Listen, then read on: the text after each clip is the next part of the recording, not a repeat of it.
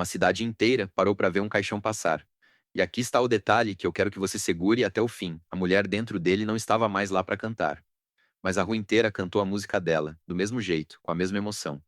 Pois é, o adeus a Bonnie Tyler virou um evento maior do que muito show que lota estádio hoje em dia.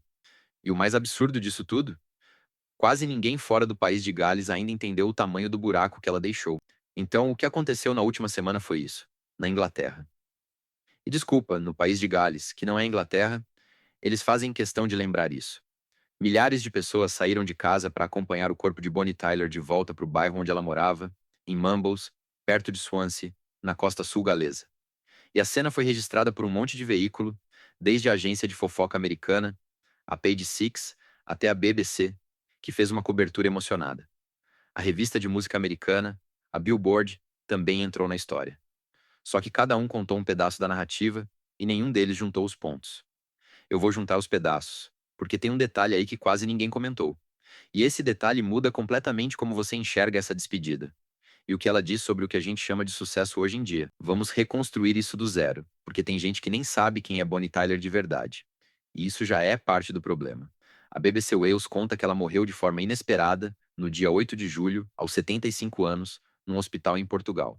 E tem uma história médica um pouco antes disso. Ela tinha sido internada em Faro, onde tinha uma casa de férias na região do Algarve, para o que a agência americana Page Six chamou de cirurgia intestinal de emergência. A Page Six revelou que, no dia seguinte à operação, ela foi colocada em coma induzido para ajudar na recuperação. Uma decisão médica séria. Agora, repara na ironia. Ela tinha uma turnê europeia marcada para o dia 22 de maio, com show na capital de Malta, Valetta. A agenda não parou. A carreira não parou. O site da revista de música, a Billboard, lembra que ela tinha 3 indicações ao Grammy. Representou a Grã-Bretanha na Eurovisão em 2013 com uma música chamada Believe in Me. E o detalhe que eu mais gosto, em 2022, a rainha Elizabeth II nomeou membro do Império Britânico. Uma honraria que pouquíssimos artistas conseguem. A Billboard também registrou a carreira inteira. O primeiro álbum em 1977, o estouro mundial com o disco que tinha Total Eclipse of the Heart em 1983. Tudo isso para a gente entender o tamanho da artista. Mas agora vem o plot twist que o mundo do showbiz às vezes esquece. E que essa despedida colocou em evidência. A BBC Wales fez o que a imprensa boa faz quando o assunto é memória afetiva. Saiu da redação e foi ouvir as pessoas. E o que elas disseram é mais revelador do que qualquer biografia ou número de streaming. Uma mulher chamada Angela Powell contou que a mãe dela cortava o cabelo do marido da Bonnie, o produtor musical Bobby Roberts, e que por causa disso a Bonnie deixava ela entrar nas casas noturnas de Swansea sem esperar na fila do lado de fora. Detalhe de gente humilde que o mainstream não contaria nunca. Outra fã, a Maggie, diz que trabalhou em Skewing, a cidade natal da cantora, e deu aula para a sobrinha dela. E afirmou, entre aspas, que a família inteira era adorável. Repera, é quote da reportagem, palavra por palavra. E tem a cena mais bonita dessa cobertura toda. Um alemão chamado Enrico viajou de Berlim com a mãe dele, a Sabine, só para ver o cortejo passar. Ele nunca tinha visto a cantora ao vivo, mas a mãe tinha acompanhado ela em turnê pela Alemanha inteira nos anos 80. Senta que lá vem o trecho que me pegou de verdade. Ele disse que era tão especial poder compartilhar aquele momento com a mãe, ali na rua, dezenas de anos depois. Agora observa a conexão que quase nenhum jornal fez. A música da Bonnie atravessa gerações.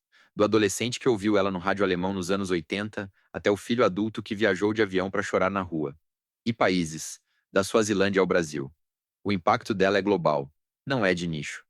E mesmo assim, no fim da vida, ela escolheu se colocar de volta para essa gente. No mesmo bairro, na mesma rua. É o famoso. Nunca esqueceu de onde veio. E aquele alemão atravessando metade da Europa para se despedir é a prova viva de que essa decisão ecoou bem mais longe do que a própria mídia acompanhou. E aqui é onde eu quero entregar o ângulo que quase ninguém comentou. E olha que a gente entrevistou mentalmente 3 redações para achar alguém que tivesse reparado nisso. Repara na oração do site de fofocas americano, a Page Six, os fãs criaram um caminho de passagem para o carro funerário, jogaram flores no capô, cantaram Total Eclipse na rua, em coro, espontaneamente. Lindo, né? Digno de filme. Agora, lê o que a BBC registrou com toda a humildade de reportagem local. O cortejo passou por Newton Road, em Mumbles. A rua onde ela tinha a casa de costume quando estava na região, perto da costa. E a versão oficial da Billboard arremata: o corpo fez, depois, A última viagem pela cidade natal dela, em Skillen, antes de um serviço privado para a família. Espera, presta atenção na sequência, porque ela é a chave de tudo. Primeiro o caixão passa na casa onde ela viveu, depois desfila pela cidade onde ela nasceu, e só no fim vai para o enterro reservado, sem câmera, sem público. Isso não é aleatório, isso é um roteiro escrito por quem entende de gente, não de marketing. Ou, quem sabe, espera. Deixa eu ser honesto com você. Seja exatamente o contrário. A despedida pública foi toda desenhada, sim, mas desenhada para satisfazer os fãs que ela abraçou pelo caminho a vida inteira. Não é coincidência que uma rua inteira cante junto uma música de quase 50 anos, palavra por palavra, sem ensaio prévio. Isso é a prova de que legado não é número de stream nem posição de playlist. É o que fica gravado na memória afetiva das pessoas comuns. E é exatamente isso que faz o Brasil subestimar ela até hoje, tratando a própria como curiosidade de filme de lutador dos anos 80. Agora, antes de a gente fechar o arco, pensa nisso aqui. A despedida dela desafiou o nosso tempo inteiro, que mede arte por engajamento, e ganhou de lavada. Porque pensa comigo, e me acompanha que aqui fecha a conta. No Brasil, Bonnie Tyler é, no máximo, a música de fundo do Rocky 3, aquele filme de boxe de Stallone, ou a voz feminina de um clipe que passa às 3 da manhã na TV a cabo. Uma figura meio apagada, descolada do presente. Mas para o Reino Unido, especificamente para o país de Gales.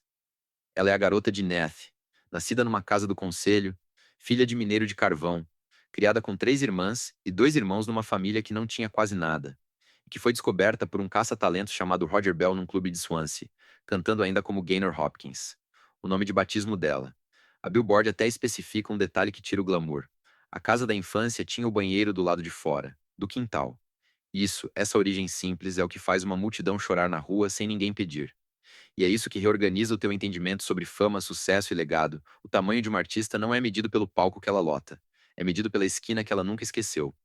No fim, o espaço mais icônico que ela conquistou não foi o palco de um festival gigante, não foi a arena de 20 mil pessoas. Foi a esquina de uma rua pequena, em Newton Road, onde fãs de 3 países diferentes se reuniram para cantar junto. E esse é o tipo de história que faz você repensar não só o que é sucesso, mas o que é casa, o que é pertencer a um lugar. Isso muda como você vê qualquer artista grande, do pop global ao astro do futebol. E olha, depois dessa narrativa, vai ser difícil ouvir Total Eclipse of the Heart, sem lembrar do eco daquela rua galesa. Então, recapitulando, rápido. Uma cantora que estourou o mundo no início dos anos 80 com uma power ballad que atravessou continentes, voltou para casa num caixão. E a rua inteira, de Berlim a Gales, cantou junto no mesmo tom, enquanto o país natal dela se despedia de uma menina que nunca deixou de ser dali, nem depois de 3 Grammys e uma ordem do Império Britânico. Agora eu te pergunto, qual artista, vivo ou morto, faria isso acontecer na tua cidade? Canta? Escreve nos comentários. Eu leio todos. E essa pode virar a próxima história que a gente decifra aqui. E se tu curtiu esse Express, clique em inscrever. Toda semana tem um caso novo, de um detalhe que ninguém viu, no mesmo horário. Enquanto isso, fica a pergunta do próximo. O que acontece quando um ídolo gigante despedaça o coração dos fãs do próprio dia? No meio da própria celebração? Vem na próxima que a gente destrincha.